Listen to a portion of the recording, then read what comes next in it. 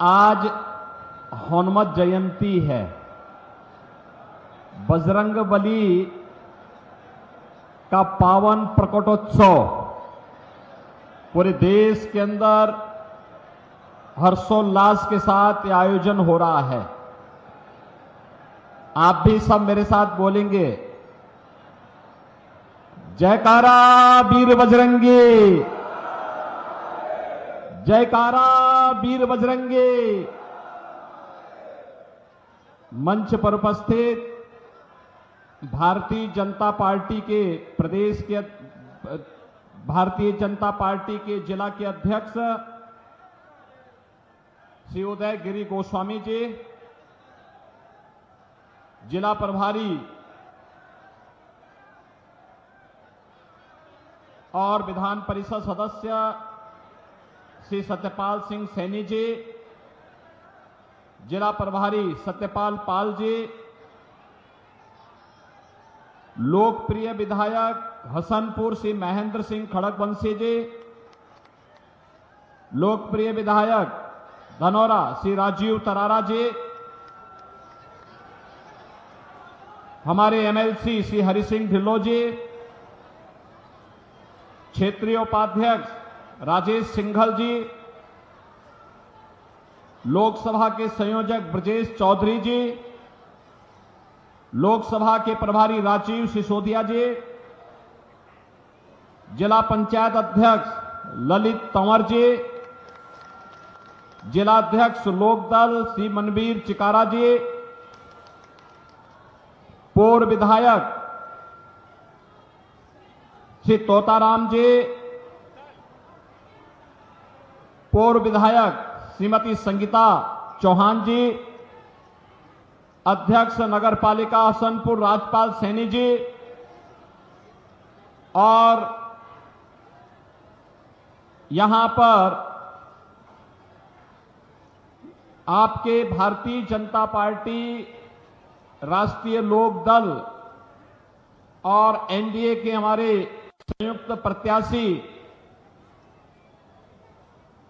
जिन्होंने समाज सेवा के कीर्तिमान स्थापित किए हैं, ऐसे चौधरी कंवर सिंह कंवर जी, भारतीय जनता पार्टी के हमारे सभी पदाधिकारी और उपस्थित बहनों और भाइयों, आप सबको मैं आज हनुमत जयंती की हृदय से बधाई देता हूं।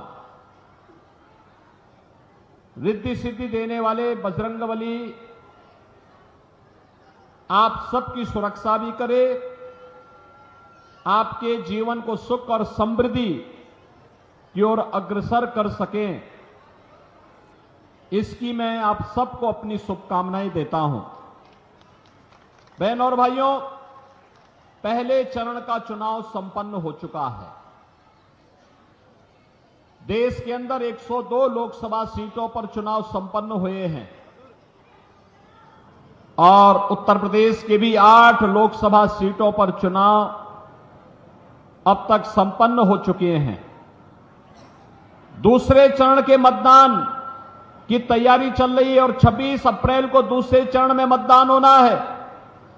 बहनों और भाइयों, पहले चरण के मतदान के बाद देश के अंदर जो रुझान देखने को मिला है, जनता जनार्दन का आशीर्वाद भारतीय जनता पार्टी और सहयोगी दलों को प्रचंड बहुमत के साथ प्राप्त होने जा रहा है और इसीलिए मैं आपका आह्वान करने जा रहा हूं कि देश की जो आवाज है वह आवाज है फिर एक बार, फिर एक बार, फिर एक बार मोदी सरकार का। क्योंकि प्रधानमंत्री मोदी जी ने देश के अंदर 10 वर्ष में देश की तस्वीर और तकदीर को बदलने का काम किया है। देश के अंदर सुरक्षा का बेहतर माहौल दिया है, देश के अंदर विकास के बड़े बड़े कार्य किए हैं, गरीब कल्याणकारी योजनाओं की एक लंबी श्रृंखला दी है। बहनों और भाइयों, याद करिए 2014 के पहले देश के अंदर आतंकी वारदात होती थी, बम विस्फोट होते थे, और सुरक्षा का वातावरण था। लोग भयभीत रहते थे। 2014 के बाद आतंकवाद को नियंत्रित किया गया और 2019 आते आते मोदी जी ने ऐसा कार्य किया कि आतंकवाद की जो जड़ थी, कश्मीर की धारा 370, उसी को समाप्त करके उखाड़ फेंक दिया गया और आज भारत में आतंकवाद का नेस्तनाबूद कर दिया गया। बहन और भाइयों, अब तो कहीं पे जोर से पटाखे का धमाका होता है तो पाकिस्तान सफाई देता है कि नहीं नहीं हमारा हाथ नहीं है, क्योंकि पाकिस्तान को डर है अगर गलती से भी भारत के अंदर आतंकी घटना को अंजाम दिया और किसी निर्दोष नागरिक की जान गई तो लेने के देने पड़ जाएंगे। बहन और भाइयों, बिनु भय होई न प्रीति, यही है आज देश का दुश्मन भी भारत की ताकत का एहसास कर रहा है। ये किसके कारण? ये किसके कारण? मोदी जी के कारण, कांग्रेस के कारण नहीं। कांग्रेस के समय में तो आतंकी वारदात होती थी, एक कानों में तेल डाल करके चुपचाप सो जाते थे, आंखों में चश्मा लगा करके ये लोग चुपचाप अनदेखी कर देते थे। कहते थे हम देख रहे हैं, देख रहे हैं, देखेंगे। अनदेखी करते हुए भी कहते थे कि हम देख रहे हैं, देखेंगे, और आतंकी अपनी वारदात को आगे बढ़ाता था। और समाजवादी पार्टी तो उससे भी 2 कदम आगे बढ़ गई। इतनी बेशर्मी की इन्होंने, इतनी बेशर्मी की कि जिन लोगों ने अयोध्या में राम जन्मभूमि पर हमला किया था, जिन लोगों ने काशी में संकट मोचन मंदिर पर हमला किया था, उन आतंकवादियों के मुकदमों को समाजवादी पार्टी ने वापस लेने का दुस्साहस किया था। तो हम धन्यवाद देना चाहेंगे न्यायपालिका को कि इन्होंने समाजवादी पार्टी की इस मंशा को पूरा नहीं होने दिया। और उस समय कोर्ट ने तीखी टिप्पणी की थी समाजवादी पार्टी पर, समाजवादी पार्टी की सरकार पर। कहा था आज आतंकवादियों के मुकदमे वापस ले रहे हो और कल बड़ी बेशर्मी के साथ इन्हें पद्म पुरस्कार से नवाज करके देश की जनता की सुरक्षा के साथ खिलवाड़ करोगे, ये नहीं होने देगी न्यायपालिका। बहन और भाइयों, ये लोग देश की सुरक्षा की क्या बात करेंगे? कौन सी सुरक्षा की लोग बात करना चाहते हैं? और यही बात विकास की मैं करना चाहता हूं। बहन और भाइयों, हाईवे कैसे बनने चाहिए, अमरोहा से ज्यादा कौन जान सकता है? अमरोहा से दिल्ली की दूरी है मात्र 165 किलोमीटर और 14 के पहले 165 किलोमीटर की दूरी को तय करने में लगते थे 5 घंटे। मोदी जी के नेतृत्व में जब सरकार आई, आज यही दूरी मात्र 2 घंटे में तय होती है, मात्र 2 घंटे में। कांग्रेस आपके समय की कीमत को नहीं समझती थी, कांग्रेस आपकी सुविधा को नहीं समझती थी। कांग्रेस न रेलवे का विकास कर पाई, न हाईवे का विकास कर पाई, और आज तो हम अमरोहा जनपद को गंगा एक्सप्रेसवे के साथ जोड़ रहे हैं। अब दिल्ली जाना होगा तो 1.5 घंटे में, और लखनऊ जाना होगा तो 4 घंटे में, प्रयागराज जाना होगा तो 6 घंटे में आप प्रयागराज की दूरी भी पूरा कर सकते हैं। बहनों और भाइयों, गंगा एक्सप्रेसवे की एक सौगात भी इस जनपद को प्राप्त हो रही है। रेलवे हो या हाईवे, एक्सप्रेसवे हो या फिर हर घर नल की योजना, 1 डिस्ट्रिक्ट 1 मेडिकल कॉलेज की बात हो, या देश के अंदर वर्ल्ड क्लास जो सुविधाएं हैं, इन सभी को आगे बढ़ाने के लिए किस हद तक कार्य हुए हैं, आज ये अभिनंदनीय है। देख सकते हैं विकास आज बोल रहा है, ये सभी मोदी जी के कारण। और गरीब कल्याणकारी योजनाओं की बात तो क्या करना। कांग्रेस ने 1970 में नारा दिया था गरीबी हटाओ का, गरीबी हटाओ। बहनों और भाइयों, गरीबी तो नहीं हटी। हां, एक परिवार को देश के संसाधनों को लूटने की पूरी छूट मिल गई थी, पूरी छूट मिल गई थी। चाहे वह परिवार दिल्ली में रहा हो, चाहे वह परिवार सफाई का रहा हो, ये लूटते थे, अराजकता फैलाते थे। और डॉक्टर मनमोहन सिंह जी ने तो जब प्रधानमंत्री थे उस समय उन्होंने क्या कहा था?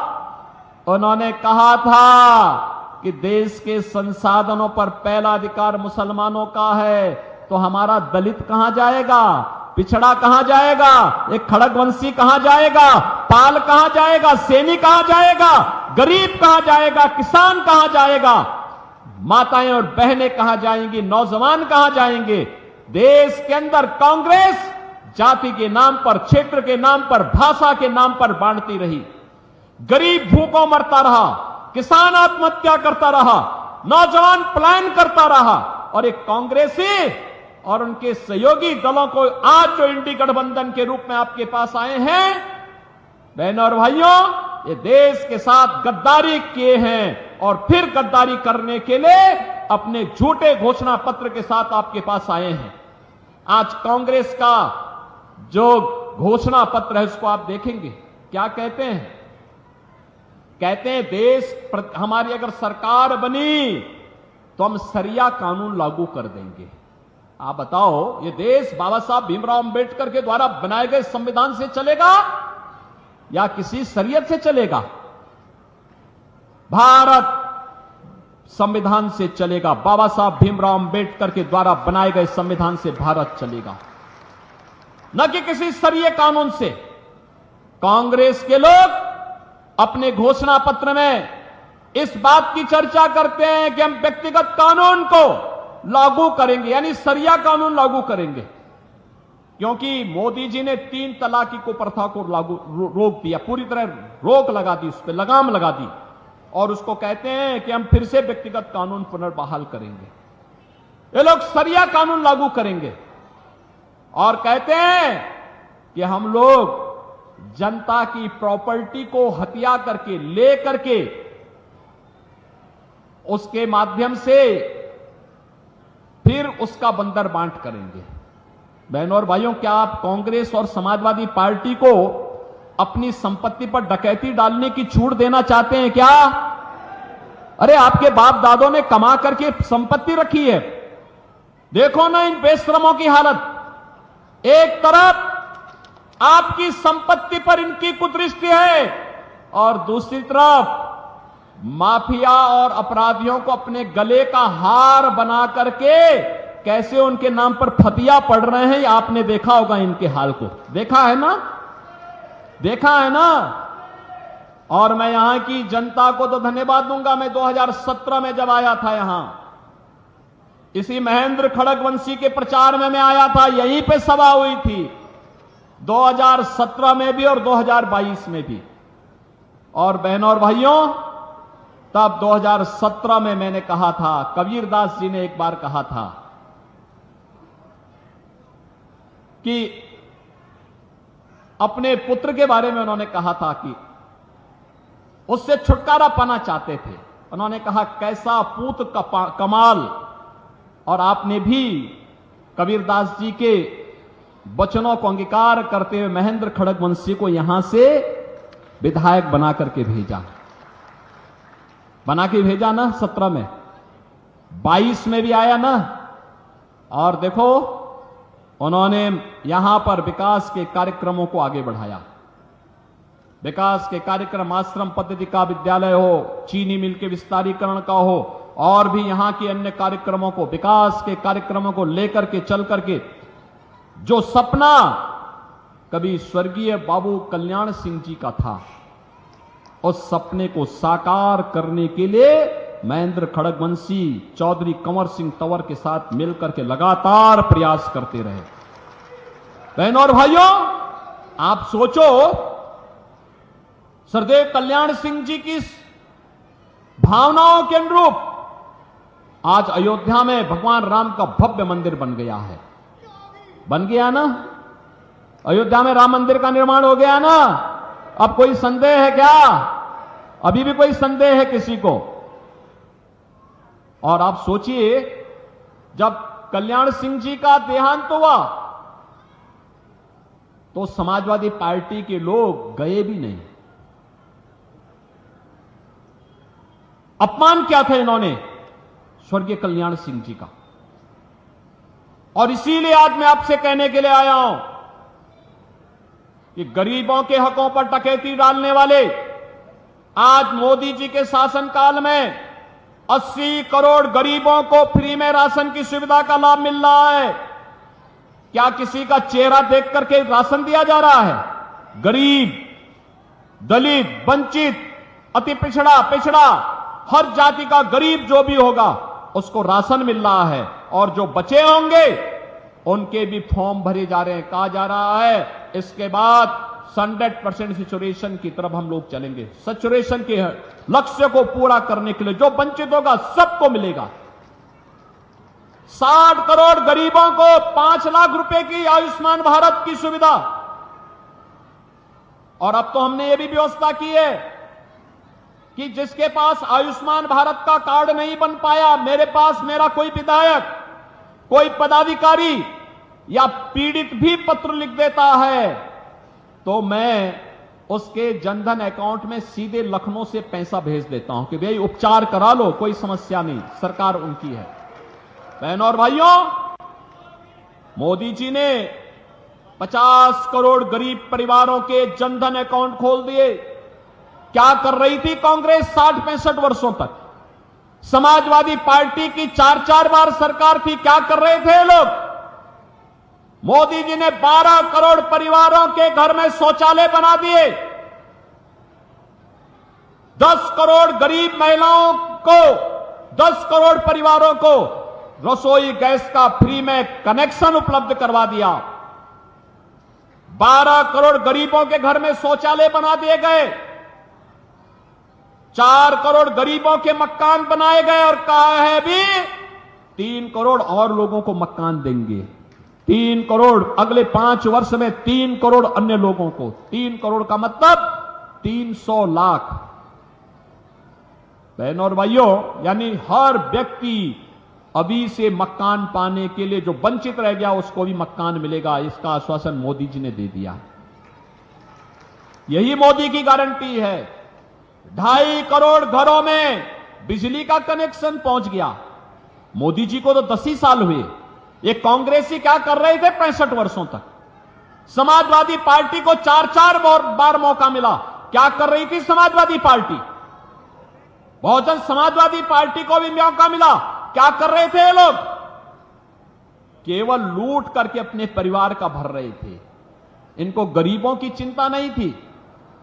इंदिरा गांधी ने जो नारा दिया गरीबी हटाओ का, पोता भी तोते की तरह वही रट रहा है कि गरीबी हटाएंगे। और कट कैसे हटाएंगे? कह रहे हैं जो कि जिसकी संपत्ति होगी उसको हड़प लेंगे, फिर उसको हम लोग दूसरों को बांट देंगे, बंदर बांट कर देंगे। ये बंदर बांट इनका जो है ना, इसी के लिए हम लोग आए हैं कि आज जो मोदी जी करने में सफल हुए हैं, इसलिए सफल हुए हैं बहनों और भाइयों, क्योंकि मोदी जी को ताकत आपने दी है। 1 वोट की ताकत है।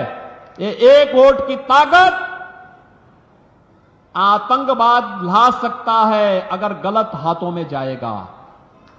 और यह आतंकवाद को सीमा पार ही निपटा देगा अगर भाजपा को यह वोट जाता है तो। आज आप देख रहे हो ना, पाकिस्तान जो सफाई देता है वो एक ही सफाई देता है, कहता है कि भारत ने हमारे देश के सभी आतंकवादियों को एक एक करके चुन चुन करके मार दिया है। तो क्या आतंकवादियों की आरती उतारेंगे क्या? यही तो करना है हम लोगों को। भाजपा को पड़ने वाला एक एक वोट आतंकवाद को सीमा पार ही निपटा देगा।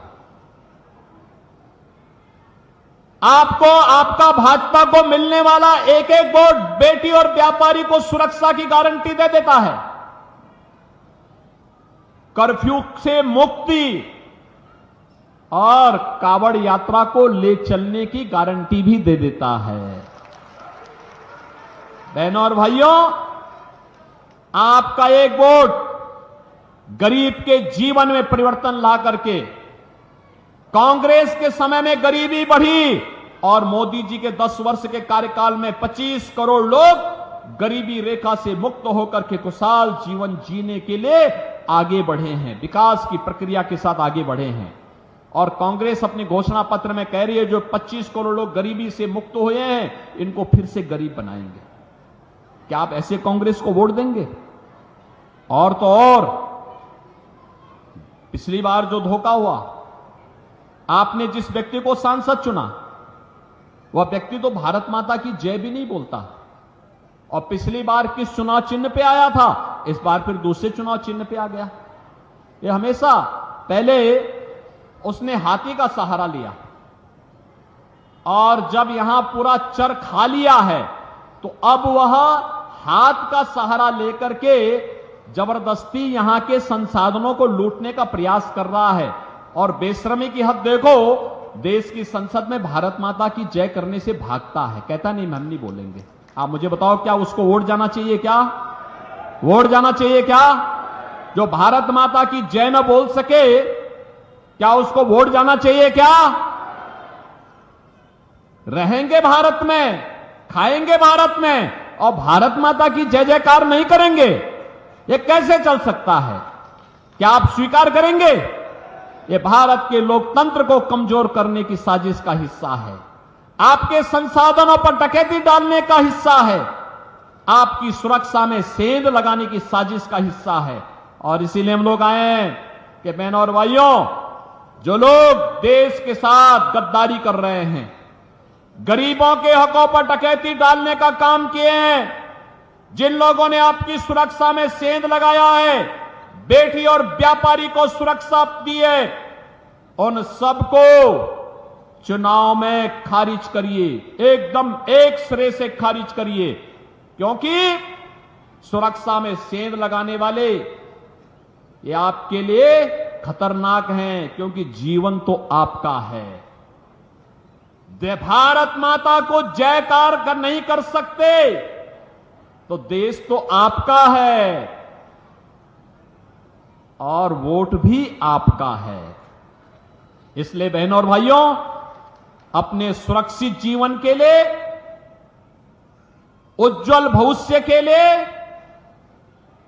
भारत माता को दुनिया की सबसे बड़ी ताकत बनाने के लिए फिर से मोदी जी देश के प्रधानमंत्री बनने आवश्यक हैं। और जो भारत की प्रगति चाहते हैं, भारत की समृद्धि चाहते हैं, वे सभी लोग मोदी जी के समर्थन में हैं, सभी लोग समर्थन में हैं।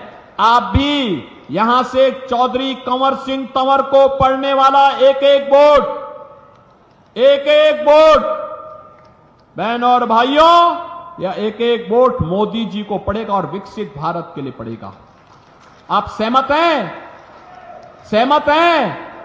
चौधरी कंवर सिंह तंवर को पढ़ने वाला कमल चुनाव चिन्ह पर एक एक वोट है मोदी जी के खाते में जाएगा और विकसित भारत की आधारशिला बनेगा। आप भी सहमत हैं इससे? हमारा देश समृद्ध होना चाहिए, हमारा देश मजबूत होना चाहिए, हमारा देश सशक्त होना चाहिए, आतंकवाद से मुक्त होना चाहिए, हमारा देश किसी भी प्रकार की अराजकता से मुक्त होना चाहिए। सब सहमत है ना? तो 26 अप्रैल को पहला काम मतदान, पहला काम। और आपको 2 दिन का समय और प्रचार के लिए मिल रहा है। इस दौरान घर घर जाकर के, घर घर जाकर के, घर घर जाकर के बोलेंगे हनुमान जयंती है, और हनुमान जी के आराध्य प्रभु राम को अयोध्या में विराजमान कराने का काम भी मोदी जी ने किया है। तो बोलेंगे जो राम को लाए हैं, क्या बोलेंगे? जो राम को लाए हैं हम उनको लाएंगे, बोलेंगे ना? सभी सहमत है ना? और कमल खिलाएंगे ये भी बोलेंगे ना? सभी लोग सहमत हैं?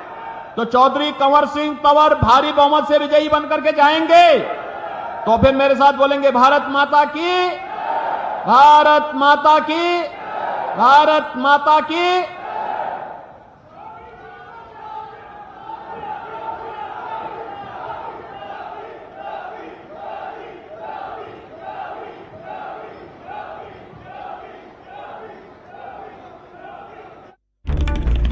तो अमरोहा में सीएम योगी ने विशाल जनसभा को संबोधित किया है। देश की आवाज फिर एक बार मोदी सरकार। सीएम योगी आदित्यनाथ ने यह कहा है, मोदी जी ने देश की तकदीर बदल दी है। विशाल जनसभा को संबोधित करते हुए मुख्यमंत्री योगी आदित्यनाथ ने बड़ा बयान दिया। मोदी नेतृत्व में विकास कार्य हुए हैं।